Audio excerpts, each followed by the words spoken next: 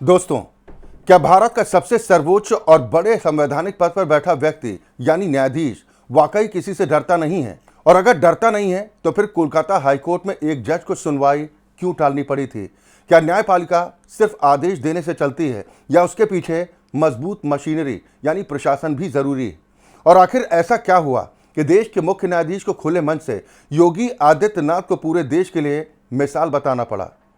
आपको बारी बारी से सारे जवाब हम देने की कोशिश करेंगे। नमस्कार, मैं हूं आपके साथ अक्षय ठाकुर और आप देख रहे हैं राष्ट्रीय टीवी।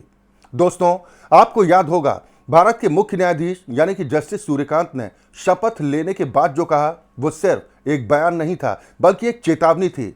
उन्होंने कहा था कि मैं डरने वाला नहीं हूं, मुझे डराने की कोशिश मत करना।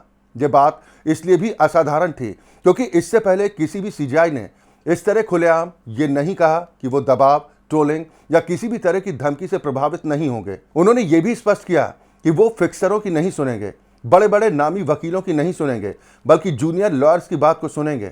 इतना ही नहीं, उन्होंने यहां तक कहा कि जरूरत पड़ी तो सुप्रीम कोर्ट गरीबों और आम जनता के लिए पूरी रात खुल सकता है। अब जरा पीछे मुड़कर देखिए, इस देश की सुप्रीम कोर्ट कई बार आधी रात को खुली है, लेकिन किसके लिए?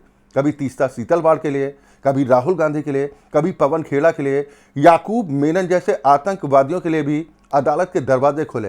ये सब कुछ किसी न किसी प्रभाव, किसी न किसी दबाव में होता रहा। और यही वजह है कि जब जस्टिस सूर्यकांत ने कहा कि सुप्रीम कोर्ट आम आदमी के लिए भी खुल सकता है, तो ये बात सीधे सिस्टम पर सवाल खड़े करती। और सवाल यहीं पर खत्म नहीं होता। अगर सीजीआई इतना ही निडर है तो फिर बंगाल में क्या हुआ? कोलकाता हाईकोर्ट में जो दृश्य सामने आया उसने पूरे देश की न्यायपालिका को हिला कर रख दिया। हाईकोर्ट की जज जस्टिस सुब्रा घोष अदालत में मौजूद वकीलों की भीड़ और माहौल देखकर इतनी असहज हो गई कि उन्होंने साफ कह दिया कि वो इस स्थिति में सुनवाई नहीं कर सकती। नतीजा ये हुआ कि याचिका को 5 दिनों के लिए टाल दिया गया। ये कोई साधारण घटना नहीं थी, ये सीधा संकेत था कि अदालत के भीतर भी डर का माहौल बन सकता है। अब यहाँ समझने वाली बात यह है कि डर सिर्फ सोशल मीडिया टूल से नहीं होता, डर सिर्फ फिक्सर वकीलों से नहीं होता। डर तब होता है जब प्रशासन कमजोर हो और राजनीतिक संरक्षण में गुंडागर्दी खुलेआम हो। दोस्तों, बंगाल में जो हुआ उसने ये साबित कर दिया है कि अगर राज्य की प्रशासनिक व्यवस्था ढह जाए तो जज चाहकर भी स्वतंत्र रूप से काम नहीं कर सकते। यही वजह है कि इस घटना के बाद पूरे देश में यह सवाल उठने लगा कि अगर हाईकोर्ट के जज सुरक्षित नहीं है तो ट्रायल कोर्ट के जजों की स्थिति आखिर क्या होगी? यही स्थिति पहले उत्तर प्रदेश में भी देखी गई थी। इलाहाबाद हाईकोर्ट के दायरे में मुख्तार अंसारी और अतीक अहमद जैसे माफियाओं का ऐसा खौफ था कि दशकों तक उनके खिलाफ मामलों में कोई ठोस फैसला नहीं हो सका। केस चलते रहे, तारीखें पड़ती रहीं, लेकिन हिम्मत किसी में नहीं थी कि इन लोगों के खिलाफ सख्त आदेश दिए जाएं।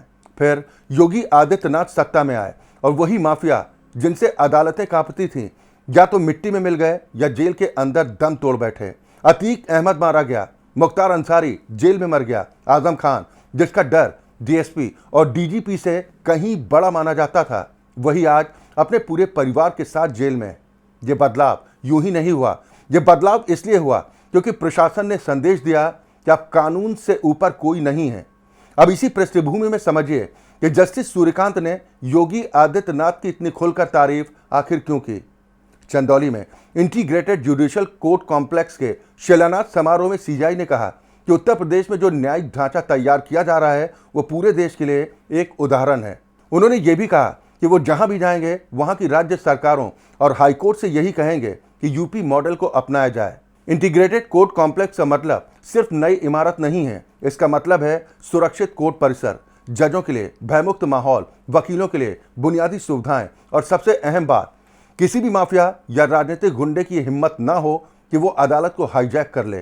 सीजीआई ने यह भी कहा कि महिला वकीलों की सुरक्षा के लिए विशेष इंतजाम होने चाहिए क्योंकि जो हालात आज देश के ट्रायल कोर्ट्स में हैं वो किसी से छिपे नहीं हैं।